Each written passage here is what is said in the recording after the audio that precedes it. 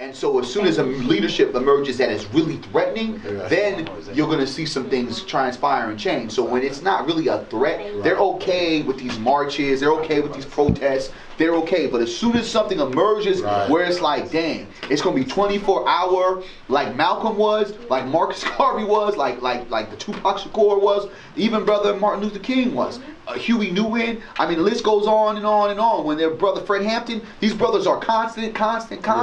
You're going to see some situations conspire, and that's what happens when the assassination attempts and these brothers get drugged out or be incarcerated or they fall to death. Right.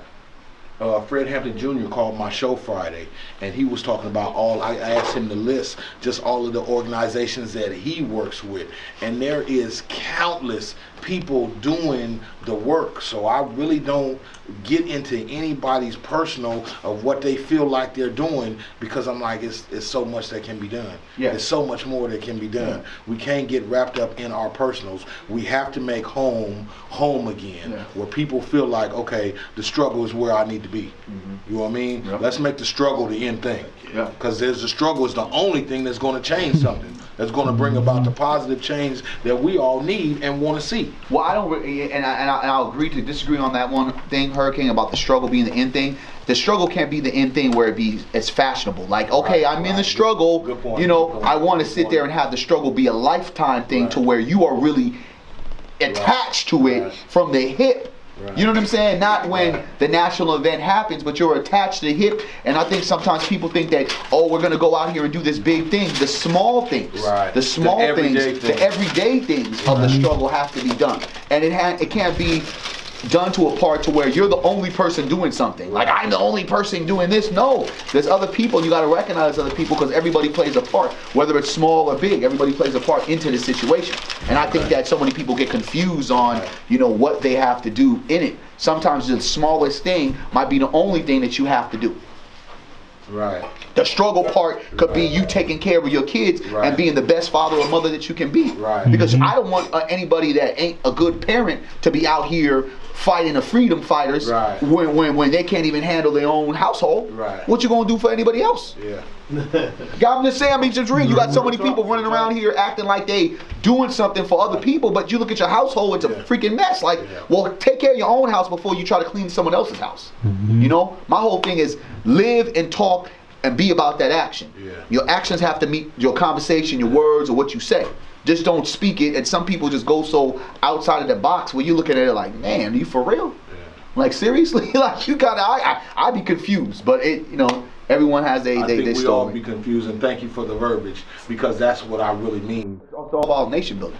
It has to be. You know, we're building right here. We're building a nation. You know what I'm saying? We do all this. Like, I can't, in order for me to nation build, I can't be at Sanko for 24 hours a day like that. Because I have other business to do and then bring it back to the troops. You know what I'm saying? You see the warriors that I've started to bring around. You know what I'm saying? I've brought warriors around that continue to migrate in here. So I'm doing my part. But then at the same time, you know, I got to go do my part out in the streets where it's you just important. Took the girls to So what I did is took some of my soldiers out to LA, then checked up on the other soldiers I got in LA and, you know, Southern California. Get what I'm saying? That's what part of mentoring is. Mentoring isn't just, okay, you got to show up sometimes, man. You got to check on them. You got to check on them, for real. Know what and that's why I don't try to mentor 100 kids. You get what I'm saying? How am I gonna mentor 100 kids? You know what I'm saying? I got my little collective group, because it's about quantity, not quality. It's about quality, not quantity. You understand what I'm saying? I can have 100 kids like all these other little factions. Well, who's doing what?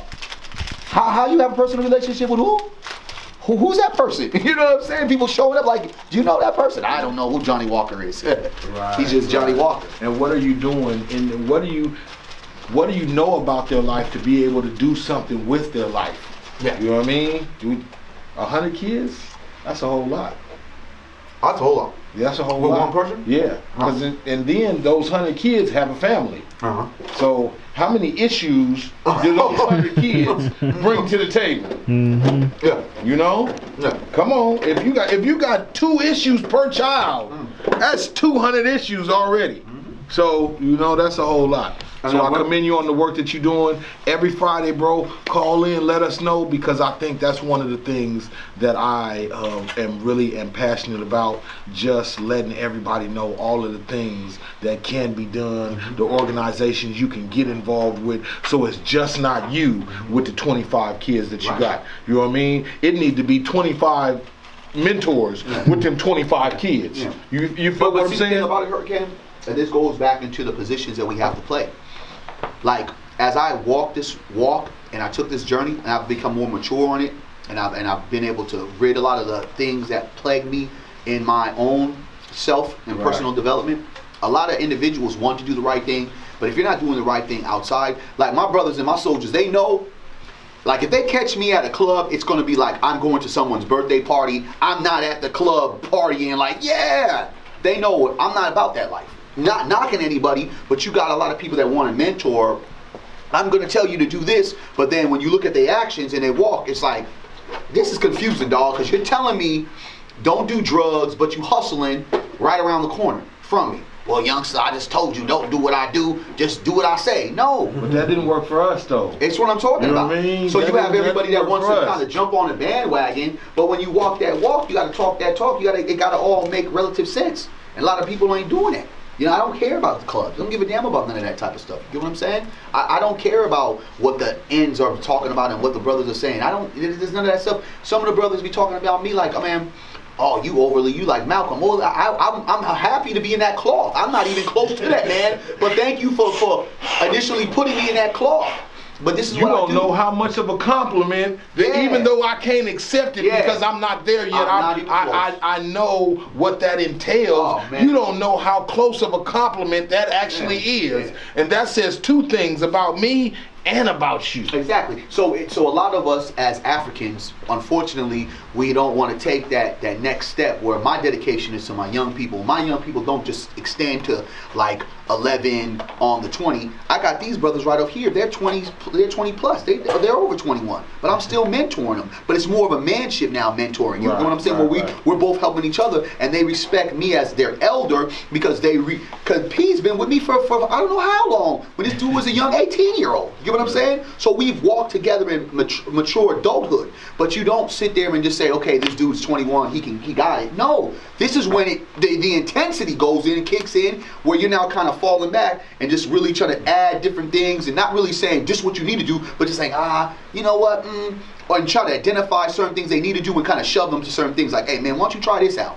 So they can make a decision on their own. You get what I'm saying? So I think a lot of what we don't pass the baton. Like I said, that transition shit is so important. We don't transition well. And then the unfortunate thing is not enough of us do what you and I are doing, or a lot of other individuals are doing for our community because we don't think that is important enough. I don't care about taking a weekend or taking my days and being with my youngsters. People might think I'm crazy, but I think this is my life. This is my thing. I love this. This is what I do.